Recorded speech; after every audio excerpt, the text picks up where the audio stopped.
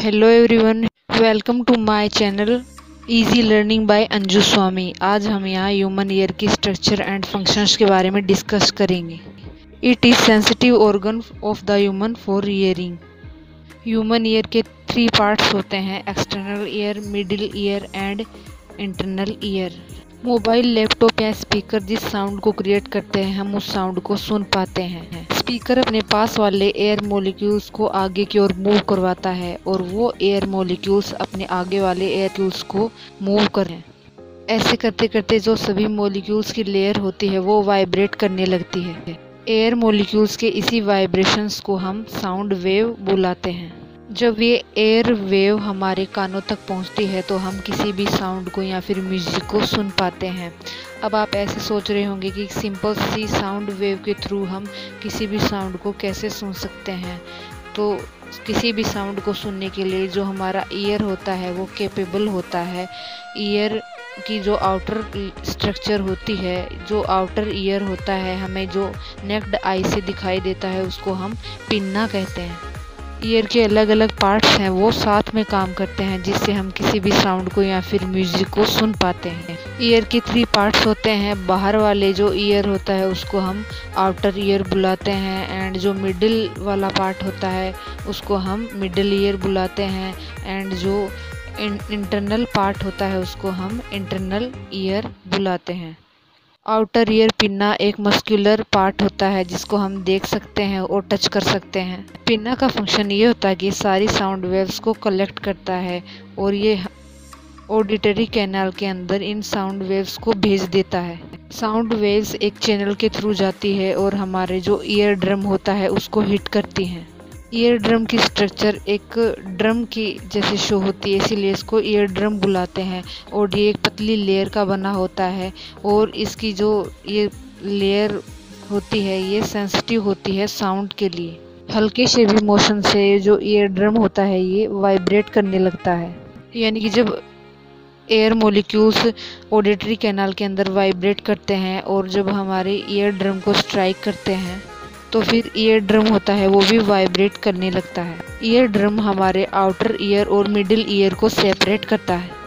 अब हम बात करते हैं मिडिल ईयर की। जो मिडिल ईयर होता है उसमें होते हैं ह्यूमन बॉडी के सबसे छोटे 3 बोन्स। इन तीनों को हम साथ में बुलाते हैं ओसिकल्स। पहले पार्ट का नाम है मेलियस, दूसरे का नाम है इनकस एंड थर्ड जो बोन होती है उसका नाम है स्टेपीज। इनकी इंटरेस्टिंग शेप के कारण इनको कुछ कॉमन नेम्स भी दिए गए हैं। मेलियस को हैमर, इनकस को एनविल एंड स्टेपीज को स्टिरप बुलाते हैं। जब हम हॉर्स राइडिंग करते हैं तो स्टिरप वो चीज़ होती है जिस पर कि हम पैर रखते हैं। ये नेम्स इनको इनकी शेप्स के अकॉर्डिंग दिए गए हैं। जब ईयर ड्रम वाइब्रेट करता है तो ईयर ड्रम के साथ ओसिकल्स भी वाइब्रेट करने लगते हैं। यानी कि ओसिकल्स वाइब्रेशन को ईयर ड्रम से इनर ईयर तक ट्रांसफ़र करते हैं। लेकिन ओनली यही इनका वर्क नहीं होता, ये जो साउंड वेव्स होती हैं उनको एम्पलीफाई करके उन साउंड वेव्स को इंक्रीज करके हमारे इनर ईयर के अंदर भेजते हैं। वाइब्रेशंस को इंक्रीज करने की ज़रूरत इसीलिए पड़ती है क्योंकि जो इनर ईयर होता है उसमें एयर नहीं होती बल्कि एक लिक्विड फिल रहता है। तो ये जो साउंड वाइब्रेशंस होती है ये हमें एक लिक्विड के अंदर फिल करनी पड़ती है, ना कि एयर के अंदर। और लिक्विड को वाइब्रेट करवाना एक हार्ड वर्क होता है कंपेयर टू एयर के वाइब्रेशन के अकॉर्डिंग।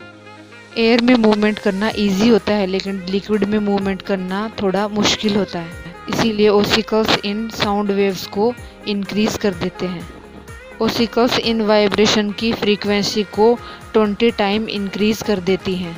ऐसा ओसिकल्स की स्ट्रक्चर के कारण होता है क्योंकि जो स्टेपीज का साइज होता है वो ईयर ड्रम की साइज के अकॉर्डिंग बहुत छोटा होता है। तो जब फोर्स ईयर ड्रम से स्टेपीज की ओर मूव करता है तो ये छोटा होता जाता है एक कॉन्सेंट्रेट एरिया पे। और जब हम सेम फोर्स को बिग एरिया से स्मॉल एरिया की तरफ कन्वर्ट करते हैं तो जो प्रेशर है वो बढ़ता जाता है क्योंकि प्रेशर होता है फोर्स बाय एरिया। तो जब एरिया छोटा होता है तो जो प्रेशर होता है वो बढ़ जाता है।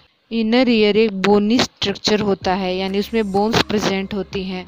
यहाँ जो पर्पल कलर का स्ट्रक्चर शो हो रहा है वो इंटरनल ईयर है। इसकी ओपनिंग्स में 3 सेमी सर्कल रिंग्स होती हैं जो हमारी बॉडी के बैलेंस को बनाए रखने में हेल्पफुल होती हैं। ये एक स्नेल शेप्ड स्ट्रक्चर होती है। इसे हम कोक्लिया बुलाते हैं। तो जैसे कि ईयर्स के सारे जो पार्ट्स होते हैं वो वाइब्रेट करते हैं, लेकिन जब तक वो वाइब्रेशन इलेक्ट्रिकल सिग्नल्स में कन्वर्ट नहीं होता, यानी हमारे ब्रेन तक नहीं पहुंचाया जाता, तब तक वो नॉन वर्किंग स्टेज में ही होता है। तब तक हम साउंड को नहीं समझ पाते। तो यही चीज़ होती है कोक्लिया के अंदर। तो जब स्टिरअप हमारे कोक्लिया को हिट करता है तो जो इसके अंदर लिक्विड फील्ड होता है वो वाइब्रेट करने लगता है। और कोक्लिया में कुछ स्पेशल सेल्स होती हैं जो कि इन वाइब्रेशनल साउंड को इलेक्ट्रिकल सिग्नल्स में कन्वर्ट कर देते हैं। ये इलेक्ट्रिकल सिग्नल्स ऑडिटरी नर्व्स के थ्रू ब्रेन तक पहुंचाए जाते हैं। कोक्लिया में प्रेजेंट इन स्पेशल सेल्स के थ्रू ही हम अलग अलग साउंड्स को एंड अलग अलग फ्रीक्वेंसीज के जो साउंड होते हैं उनको सुन पाते हैं एंड डिटेक्ट कर पाते हैं। इनकी मदद से हम ये बता पाते हैं कि साउंड कब लाउड है एंड साउंड कब सॉफ्ट है, या फिर साउंड की फ्रीक्वेंसी कब हाई है और कब साउंड की फ्रीक्वेंसी लो है।